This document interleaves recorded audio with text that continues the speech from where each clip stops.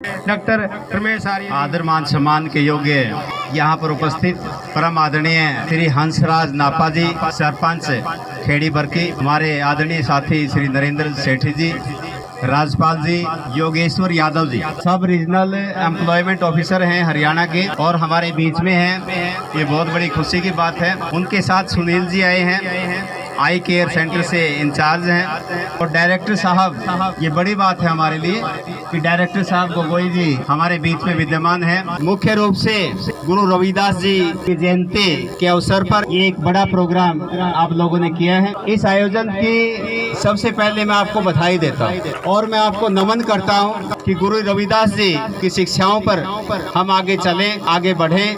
तो एक भाईचारे की जो एक मिसाल, मैं इस मिसाल को भी नमन करता हूँ कि पूरा गांव, मैं सरपंच साहब से अभी बात कर रहा था कि उनके ऊपर एक बड़ी रिस्पॉन्सिबिलिटी आ गई, एक बड़ा दायित्व आ गया, पूरे गांव को साथ में लेकर चलना है। काफी सारे काम जो अधूरे हैं वो हमने पूरे करने। कौशल में दीक्षित समाज ही विकसित समाज हो सकता है। तो शिक्षित समाज का मतलब यहाँ पर क्या है? सिर्फ किताबी ज्ञान इसका मतलब नहीं है कि हम गाँव का विकास किस प्रकार से करें, बुराइयों को हम किस प्रकार से दूर करें, भाईचारा हम किस प्रकार से बढ़ाएं, इस प्रकार से उच्च कोटि की शिक्षा प्रबंध करें। तो इस तरह की बातों पर हम आज अभी चर्चा करें। शिक्षा का मतलब सिर्फ किताबी ज्ञान नहीं है, हमने किताब में पढ़ लिया और शिक्षित हो गया, ऐसा कुछ नहीं है। तो किताबी ज्ञान से लोग देखते हैं कि गांव में काफी लोग हैं ऐसे किताबी ज्ञान लिए हुए हैं, लेकिन भाईचारे के नियमों और सिद्धांतों के खिलाफ वो चल रहे हैं। तो हमने भाईचारा किस प्रकार से बनाना है, नापा साहब यहाँ पर बैठे हैं, सरपंच साहब, इनसे मैं रिक्वेस्ट सबसे पहले यही करूँ, गांव में भाईचारा किस प्रकार से बढ़े, इस प्रकार से सारे मिलजुल करके हम कार्य करें और आगे बढ़े। क्योंकि रविदास जी ने भी यही कहा है कि उन्होंने बोला कि छोटे बड़े जब सम हो सबको तब रैदास रहे प्रसन्न।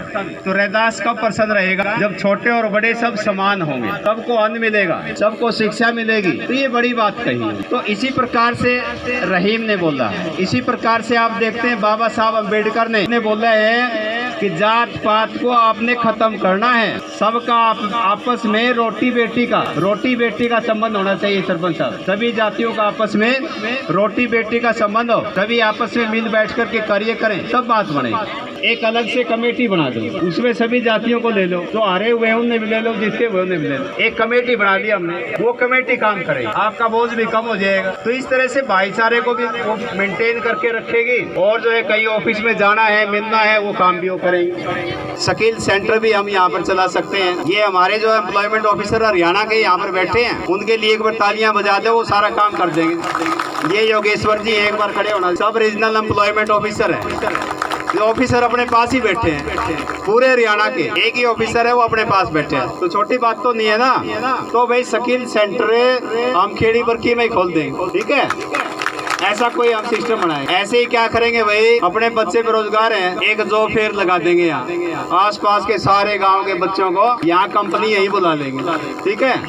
तो ये काम इनका है, तो इनको रिक्वेस्ट करेंगे, बात बन जाएगी, ठीक है ना? तो इसलिए क्या है, जो सामूहिकता हो, जैसे एक आदमी के अंदर चेतना है, वो काम करता है, पूरी मेहनत करता है कि उसका नाम हो, ऐसे गाँव की भी एक सामूहिक चेतना होती है, उसका नाम हो और हरियाणा के चित्र पर आए, और जो है भारत के चित्र में उसका नाम दिखे। खेड़ी बरकी को देखने के लिए लोग अमेरिका से यहाँ पर आए, कनाडा से यहाँ आए, लंदन से यहाँ पर आए, चाहता है ना पूरा गांव, ये बात चाहता है गांव। तो उसके लिए हम प्रयास करेंगे, सारे मिलके प्रयास करेंगे। मैं छोटा सा एग्जांपल दे दूं कि मातृशक्ति है, बेटियां बैठी हैं बहुत ज्यादा। अब बेटियों के लिए बताता हूँ, मैं एक छोटी सी बात बता रहा हूँ। पिपलांतरी गाँव है राजस्थान में, ठीक है भाई, पिपलांतरी गाँव आप नेट पे देखोगे, दिख जाएगा। उसमें क्या है कि गाँव में बेटी जन्म लेती है तो 11 पौधे लगाते हैं जिस दिन बेटी जन्म लेती है ना?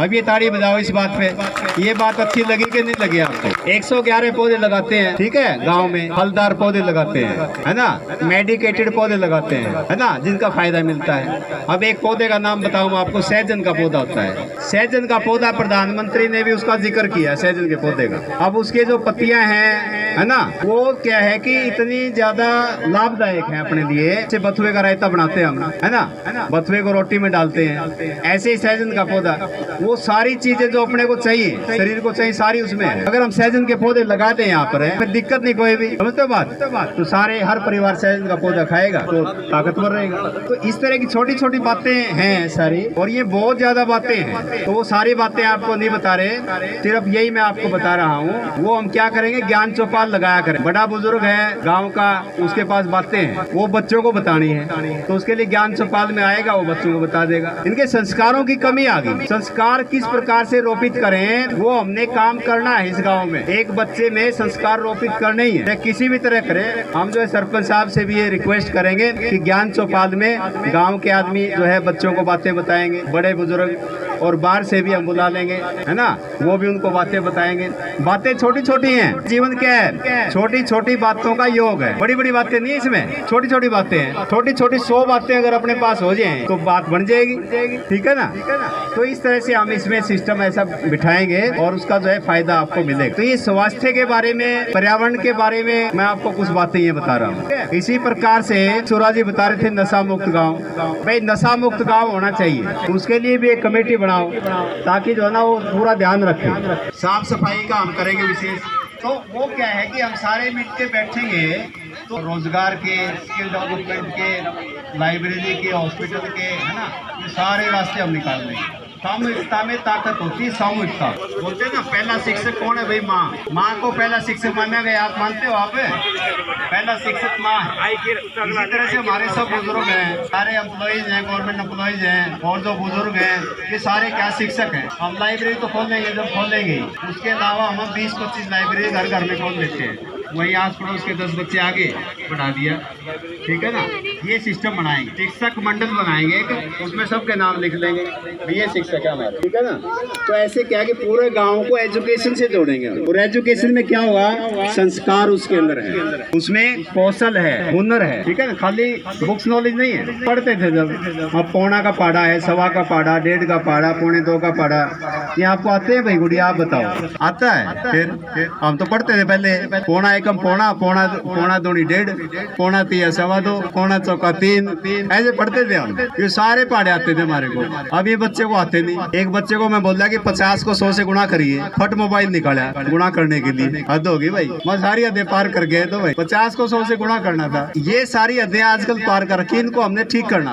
अब बच्चे का टाइम मोबाइल ने चोर लिया। बच्चे का टाइम किसने चोर लिया? मोबाइल ने। अब पेरेंट्स का टाइम मोबाइल ने। पेरेंट्स तो अलग अलग कमरे में बैठे मोबाइल लिए, बच्चा दूसरे में बैठ के मोबाइल लेंगे। अब ये चीज बन गई। तो इसको हमने इसको सिखाना है, कैसे करें। ये तो एक प्रॉब्लम बता दी मैंने, इसका समाधान निकालेंगे और खेड़ी बरकी से शुरू होगा समाधान इसका, ये मैं कहता हूँ। आप ये हमने कार्य करना ही है। तो सामूहिकता में चलेंगे तो हम जीतेंगे, और 100 का 100% जीतेंगे हम, ये देख लेना। 1% भी कमी छोड़ेंगे नहीं हम। तो एक तो बात ये है भाई। दूसरा बात ये है कि गवर्नमेंट की स्कीमें 1 नहीं, 2 नहीं, 3 नहीं, सैकड़ों स्कीमें हैं। गवर्नमेंट को कागज चाहिए, गवर्नमेंट को फाइल चाहिए, वो फाइल हम बनाएंगे, स्कीमें हम पता करेंगे, वेलफेयर ऑफिस में चलेंगे, तो वहाँ स्कीमें लेके फाइल बना के भेज देंगे। फोन करके अपने जानकार है। अरे अभी कॉलेज में हम 8 करोड़ रुपए लेके आए, कुछ नहीं, कागज साहब लिखा, उस सीएम साहब के आगे रख दिया, तो साइन कर दी, वो आगे पैसे यूं आवे पैसे। सही बता रहा हूँ मैं खुद लेके आया हूँ, यहाँ भी ले आएंगे हम, यहाँ क्या दिक्कत है। तो गवर्नमेंट के पास पैसे का भंडार है, यूं मान लो आप, जितने मांगोगे उतने ही मिल जाएंगे, ठीक है ना भाई। कोई रोकने वाला नहीं है। स्कीम में अपनी होनी चाहिए, फाइल अपने पास होनी चाहिए, सरपंच साहब के साइन है, सरपंच साहब अपने पास बैठे हैं। अपने तो चारों हाथों में लाडू है, समझ रहे बात, चारों हाथों में लाडू अपने। तो कोई दिक्कत वाली बात कौन, जब सरपंच साहब खुद आगे फंक्शन में और सारा खुद कह रहे हैं कि सारा मिलके करेंगे काम, और क्या चाहिए, और तो कुछ नहीं चाहिए विनोद जी। का मतलब कहने का सहयोग, एक एक बच्चे का सहयोग लेंगे हम, एक एक बच्चे का। 8वीं में जो बच्चा पढ़ रहा है ना, 7वीं वाले को, 5वीं को, 6ठी को वो पढ़ाएगा, ऐसा सिस्टम बनाएगा। वो जब पढ़ाता है तो उसको नॉलेज हो जाता है, वो इंटरव्यू दे सकेगा, बढ़िया बढ़िया उसका दिमाग चलेगा। हर आदमी शिक्षक है, तीसरी क्लास का बच्चा दूसरी वाले को पढ़ाएगा, ऐसा सिस्टम बनाएंगे। हर घर में लाइब्रेरी, हर घर में जो है हम स्कूल खोल देंगे। तो सिस्टम ऐसा बनाएंगे, और ये सिस्टम हम बेकायदा नियुक्त करेंगे, भाई ये बच्चा 5वीं का, ये इन 3 बच्चों को पढ़ाएगा। ये सिस्टम ऐसा बनाएंगे, ये सिस्टम अपने आप में ही अपने आप चलेगा, ये अपने आप चलेगा। सेल्फ मोटिवेटेड सिस्टम है ये। तो गवर्नमेंट की स्कीम 1 नहीं, 2 नहीं, सैकड़ों स्कीमें हैं, और सबका फायदा हम उठाएंगे। और गांव के जो मोजीज आदमी है, बड़े बड़े आदमी, सारे बुजुर्ग भी है, सारे सभी यहाँ पर आए हैं। सभी का मान सम्मान है और सभी के लिए तालियां इनके लिए बजाओ भाई, सबके लिए। और जो ये अधिकारी आपने देखो पूरी लाइन आपने लगा रखी है। इतने अधिकारी इकट्ठे करना, मैं तो जो है ये सरप्राइज ही मानता हूँ। इन्होंने कैसे इकट्ठे किए, क्या किया है, समझ में नहीं आता। ये रामनिवास जी है, ईश्वर जी जो है ना, रोहित ये जो है नौद जी, ये बड़े लगे हुए थे। ये जो गुरुजी महाराज हैं अपने, इन सब ने ही जात पात को तोड़ने की बात कही। लिटरेचर उठा के देख लो आप, और एक में यही मिलेगा। हमारे संत राम जी, उन्होंने जाति तोड़क समाज बनाया था, उसी के ऊपर काम किया। सारी किताबें भी उनकी हैं, सारी किस पे है भाई? जाति तोड़क समाज। जाति तोड़क समाज बनाओ और उसका फायदा उठाओ, सीधी सी बात है। हम तो आपस में खींचे हुए हैं, सारी ताकत वहीं खींचतान में लग रही है। वहाँ खींचतान खत्म कर दिया तो सारी ताकत गांव के ऊपर लगेगी, नहीं लगेगी, सारी ताकत वहाँ लगा देंगे। तो मतलब कहने का, इन सभी के संतों महापुरुषों के जीवन से हमने सीखना है, इनके पद चिन्हों पर चलना है। और सभी जो है संत महापुरुषों की जयंती में यहाँ पर आप आए हैं, सभी को बहुत बहुत जो है धन्यवाद। Thank you very much. सारे बच्चों, मैं आपको बताऊं, जब मैंने इस कार्यालय को ज्वाइन किया था 2019 में, तो यहाँ केवल स्टेट स्तर के इस कार्यालय में केवल 25 सीटें थी, केवल 25। एक राज्य स्तर के कार्यालय में 25 सीटें क्या मायने रखती है? भी नहीं होती। तो मैंने उस चीज को देखा कि इतनी कम संख्या क्यों? एक पूरे राज्य का एक कार्यालय है और केवल 25 बच्चों को ये इस स्कीम का फायदा दे रहा है। तो सबसे पहले वो कमी मुझे महसूस हुई कि हमारी स्कीमों का प्रचार प्रसार उस लेवल पर नहीं हो पाया जिस लेवल पर होना चाहिए था। तो सबसे पहले मैंने यही किया कि जो भी हमारे यहाँ आसपास के हिसार जिले के जो बड़े बड़े गांव हैं, उनके विद्यालयों में मैंने प्रोग्राम किए, अपनी इन स्कीमों का प्रचार प्रसार किया। और उस 25 से जो सीटें हैं वो 2020 में बढ़ा करके मैंने 100 करी और 2021 में बढ़ा करके उसको 300 पे किया और आज 2022-23 में वो सीटें 540 है। और हमारे ये 3 कोर्स इसमें कंटिन्यू 1983 से चल रहे थे, इन कोर्स को भी बढ़ाया है। और इस सेशन में जो हमारा 23-24 वाला सेशन चलेगा, इसमें हमारी ये 6 कोर्स जो है SC/ST बच्चों के लिए बिल्कुल निःशुल्क रूप से चलाए जाएंगे। मैं इस कोर्स के बारे में आपको संक्षिप्त रूप से बताऊंगा कि हमारे जो ये कोर्सेज हैं विशेष रूप से भारत सरकार के कोर्स है और इन कोर्स के माध्यम से डायरेक्ट वैकेंसियां आज के टाइम में गवर्नमेंट में आ रही है। कोर्स में मैं आपको बताना चाहूंगा कि कंप्यूटर लाइन के बहुत ज्यादा कोर्स हैं जो कि डायरेक्ट गवर्नमेंट ऑफ इंडिया के द्वारा संचालित है। कंप्यूटर ओ लेवल के, computer O level software, computer O level hardware और स्टाफ सिलेक्शन कमीशन के माध्यम से जो हर साल स्टेनोग्राफर की वैकेंसी आयोजित की जाती है। कोर्स की तैयारी पूरे 1 साल तक। उसके अलावा कंप्यूटर अकाउंटिंग का कोर्स पूरे 1 साल का, जो कि सभी भारत सरकार के माध्यम से बिल्कुल फ्री ऑफ कॉस्ट SC/ST बच्चों के लिए करवाए जा रहे हैं। इन कोर्सेज के माध्यम से जो भी खर्चा होता है आपका, जितना भी खर्चा होगा, सारा भारत सरकार वहन करेगी। आपकी जेब से कुछ नहीं लगना। बस क्वालिफिकेशन आपकी 12वीं पास होनी चाहिए। 12वीं पास क्वालिफिकेशन होनी चाहिए, चाहे आप किसी भी स्ट्रीम से पढ़े हो, आर्ट से, साइंस से, कॉमर्स से, किसी भी स्ट्रीम से पढ़े हो, 12वीं पास बच्चा होना चाहिए, SC/ST का बच्चा होना चाहिए और हरियाणा के किसी भी जिले का निवासी हो, कोई दिक्कत नहीं है। साथ ही आने जाने के लिए हम हिसार से 60 किलोमीटर के दूर के जो बच्चे हैं उनको हरियाणा रोडवेज का बस पास भी बनवा के दे रहे हैं, जिससे आपको आने जाने में कोई समस्या ना हो। साथ ही बच्चे हैं, पढ़ेंगे, आने जाने में उनका छोटा मोटा खर्चा होगा, किताबें खरीदने में वगैरह में, तो उसके लिए हम सभी बच्चों को 1 महीने में प्रति माह के हिसाब से 1000 रुपए स्टाइफंड भी देते हैं अलग से। तो जो भी खर्चा होगा इन कोर्सेज को अगर आप बाहर प्राइवेट संस्थानों से करेंगे तो ये कोर्स आपके लगभग 80 से 90 हजार के बैठते हैं 1 साल का जो कोर्स है हमारा। और यहाँ इस संस्थान के माध्यम से ये कोर्स बिल्कुल निःशुल्क करवाया जाएगा, कोई चार्ज आपसे नहीं लिया जाएगा। 60 किलोमीटर के लिए हम बस पास की सुविधा आपको बना कर देंगे, जो हरियाणा रोडवेज के द्वारा बस पास बनता है। इसके अलावा मैं बताना चाहूंगा कि ये जो कोर्सेज हैं हमारे कंप्यूटर वाले, इन सभी कोर्सेज में 4 मॉड्यूल है। आप पूरे साल पढ़ेंगे तो 4 मॉड्यूल पढ़ाए जाएंगे और चारों मॉड्यूल को अगर आप पहले ही चांस में, तो ये इतने अच्छे कोर्सेज हैं। और मैं अभी आप उदाहरण भी देना चाहूंगा कि कंप्यूटर के O लेवल के कोर्स हैं। अभी आपके पड़ोसी राज्य में राजस्थान में पहली बार कंप्यूटर टीचर की वैकेंसी निकाली थी 10,000 के आसपास, उसका रिजल्ट आ चुका है। 10,000 वैकेंसियां निकली थी, जिसमें बेसिक कंप्यूटर टीचर और सीनियर कंप्यूटर टीचर 2 पोस्टें निकाली गई थी। बेसिक कंप्यूटर टीचर में ग्रेजुएशन के साथ में ये O लेवल का सर्टिफिकेट अनिवार्य रूप से मांगा गया था, यानी कि जिसके पास ये O लेवल का सर्टिफिकेट था वही बच्चा उस पोस्ट में आवेदन कर सकता था। तो रही बात ये कि वहां पे जो 10,000 वैकेंसी आई थी उसमें से 3,500 वैकेंसियां वैकेंट चली गई। इतने बड़े राजस्थान स्टेट में 3,500 वैकेंसियां बिल्कुल खाली चली गई, बच्चे ही नहीं मिले जिनके पास ये O लेवल का कोर्स था। वही चीज ये है कि वो आपके कंप्यूटर का युग बढ़ रहा है, कंप्यूटर की डिमांड हर चीज में बढ़ रही है, आपका हर कार्य कंप्यूटर में हो रहा है। हर चीज आज के टाइम में ऑनलाइन हो गई है, चाहे वो कोई भी चीज है। तो कंप्यूटर की डिमांड बढ़ रही है और उसी के लिए हमें पूरी संभावना है। जिस प्रकार से आपके पड़ोसी राज्य राजस्थान में कंप्यूटर टीचर की वैकेंसी निकाली गई है, उसी हिसाब से आपके हरियाणा में भी कम से कम 12वीं तक के स्कूल में एक वैकेंसी कंप्यूटर टीचर की जरूर निकली। तो आप ये लगा लीजिए कि कितने आपके सीनियर सेकेंडरी स्कूल है हरियाणा में, कम से कम एक कंप्यूटर टीचर तो लगेगा ना। वहाँ पे योग्यता क्या होगी? ये 1 साल का कंप्यूटर का O लेवल सर्टिफिकेट, ये पास होना बहुत जरूरी है।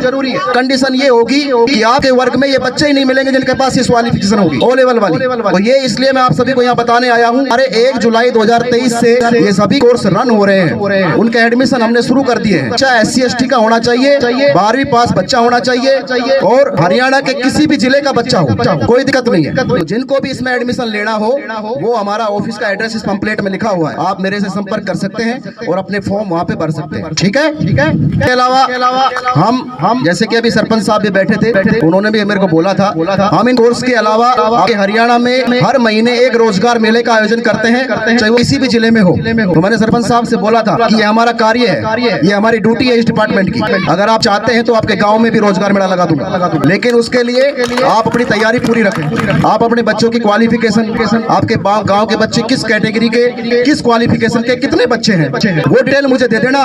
उस क्वालिफिकेशन को देख के जो भी बेस्ट से बेस्ट कंपनी होगी आपके गांव में बुला दूंगा, कोई दिक्कत नहीं। तो ये जानकारी आपको देना बहुत जरूरी था और आपने मौका दिया इतने अच्छे शुभ अवसर पर। गुरु रविदास जी की जयंती है, बहुत अच्छे उन्होंने उपदेश दिए हैं और उनके उपदेशों को ध्यान में रख करके आप आगे बढ़े। और मुझे बहुत अच्छा लगा कि आपके गांव के जो बच्चे क्वालिफिकेशन जिनकी अच्छी है, जैसे कि अभी हमारे गाँव की ही एक महिला ने नेट क्वालिफाई किया, उसको सम्मानित किया है। जो बच्चे हरियाणा पुलिस में लगे हैं उनको सम्मानित किया है। तो एक बहुत बढ़िया प्रयास है।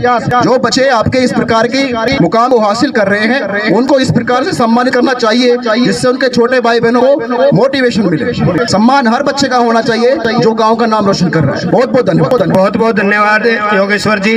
और उन्होंने जैसे हमारे को बताया, हमारा मात्र प्रयास करने से हम उस उपलब्धि को प्राप्त कर सकते हैं, उस मुकाम को हासिल कर सकते हैं। और उस मुकाम को हासिल करने का रास्ता भी बताया उन्होंने। और जैसा उन्होंने बताया कि सरपंच साहब अगर हमारे को डिमांड देंगे, युवा बच्चे जो पढ़े लिखे हैं, जिनकी जो क्वालिफिकेशन है, क्वालिफिकेशन के हिसाब से चार्ट बना करके डॉक्टर साहब के ऑफिस में पहुंचाए और वो उसमें हमारा सहयोग करें।